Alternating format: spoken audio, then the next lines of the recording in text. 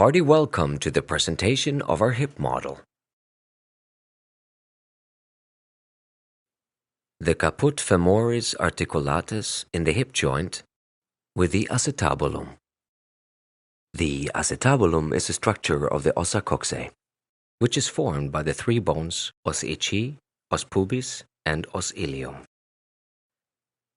The fossa atzubili is situated in the center of the acetabulum, here under the model. The end branches of the arteria obturatoria run into the fossa acetabuli. It supplies the femoral head with blood. This takes place until the early stages of adulthood. Later on, the blood supply takes place by the arteriae circumflexae femoris medialis et laterales. To provide the hip joint with more stability, the acetabulum ossifius around the caput femoris as labrum occitabuli.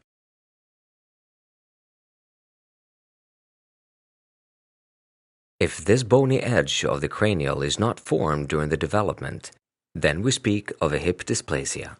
In small children, recurring luxations, which have to be operated, occur.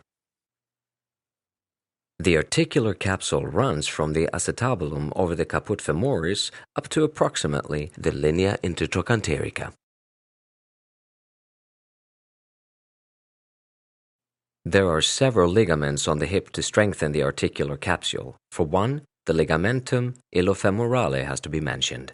It stretches from the os ilium to the ventral side of the model to the linea intertrochanterica, approximately all the way to the caudal origin of the articulate capsule. It is the strongest ligament in the human body. As second ligament, the ligamentum ischiofemorale runs on the dorsal inside of the os ischii to the crista intertrochanterica. With the ligamentum pubofemorale, these two ligaments form the zona orbicularis. The zona orbicularis runs in a circular form around the column femoris and provides stability and hold to the hip joint. Furthermore, these three ligaments prevent an overextension of the hip joint. In other words, it tautens with extension and relaxes at flexion. The hip joint is a nut joint, in which the following movements can be performed. On the one hand, flexion and extension is possible. On the other, an inner rotation and outer rotation. And thirdly, adduction and abduction. The femur stands in a very specific position. The diaphysis of the femur with the condylon stands in a very specific angle to the caput and column femoris. This angle is called the centrum column diaphysis angle, or CCD angle for short. The angle is reduced as one gets older. If this angle is pathological, that means if it deviates from the normal range, it can result in a wrong position in the hip joint, which can lead to damage to the hip and insufficiencies in the musculature. The size of the CCD angle in newborns is 140 degrees, which diminishes with the aging process. In adults, the angle is 125 degrees, with a minimum of 120 degrees. If the angle is smaller than 120 degrees, we call it a coxa vara. If it is greater than 140 degrees, we call it a coxa valga. In both cases, it has to be corrected by means of an operation. Now we come to the musculature of the hip joint.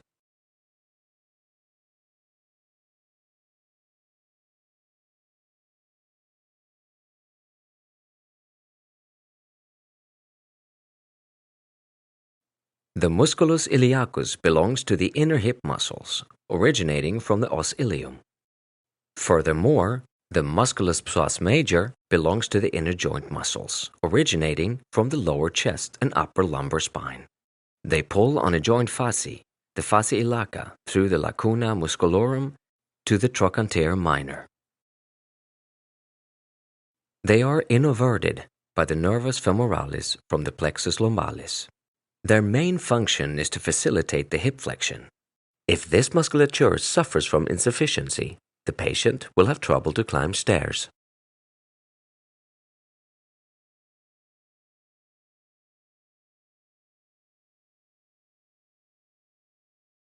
At the rear of this model, we see the musculus gluteus maximus.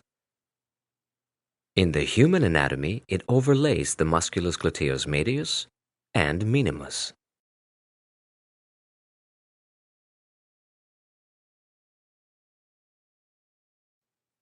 In this model, the musculus gluteus maximus is truncated. It originates from the os ilium, from the fascia thoracolumbalis, from the sacrum and coccyx, as well as from the ligamentum sacrotuberale, and stretches to the tuberositas glutea. Its main functions are to facilitate the extension and outer rotation of the hip joint. The muscle is innervated by the nervus gluteus inferior. The musculus gluteus medius and its detachment, the musculus gluteus minimus,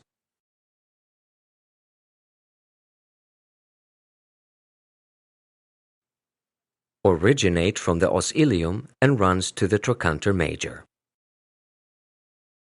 They participate in the abduction and are innervated by the nervus gluteus superior. If the use of the muscle of the nervus gluteus superior is lost, leaning or dropping to the free leg side is the result. This phenomenon is called the Trendelenburg sign. The musculus quadratus femoris belongs to the deeper hip muscles. It stretches from the tuber ischiaticum to the crista intertrochanterica. It is innervated from the plexus sacralis through the nervi musculi quadratis femoris. Its function is the outer rotation and adduction of the hip joint.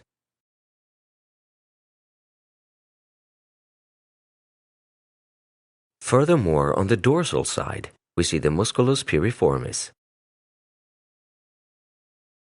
The musculus piriformis originates on the ventral side of os sacrum, stretches through the foramen ischiaticum majus, divides this foramen ischiaticum majus into a foramen suprapiriforme and infrapiriforme,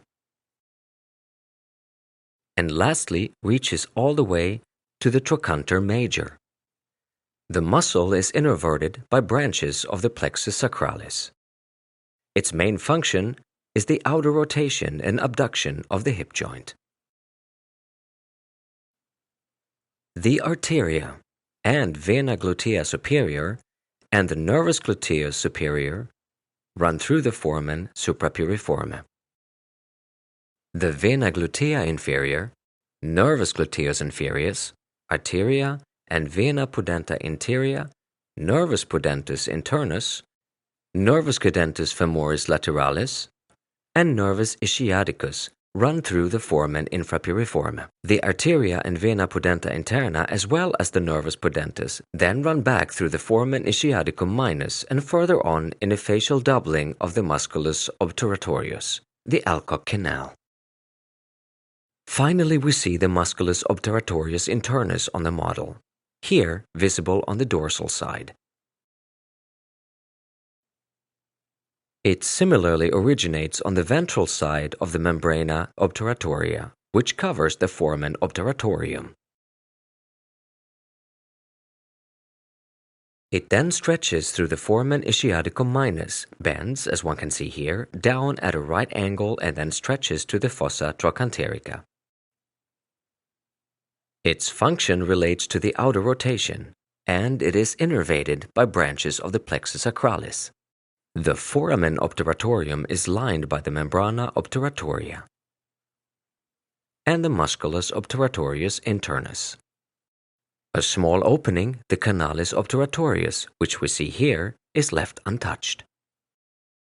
The canalis obturatorius internus contains the nervus obturatorius, the arteria, and the vena obturatoria.